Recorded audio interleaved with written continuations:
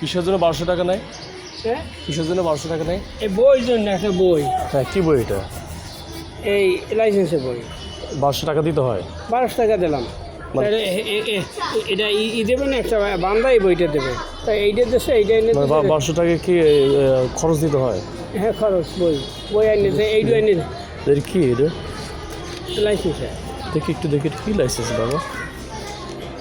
এরকম একটা লাইসেন্স। না, আপনাকে টাকা দিতে হবে না এটার জন্য। আপনি টাকা কেন দেন? দেখি একটু কি লিখছি এটা একটু দেখি না।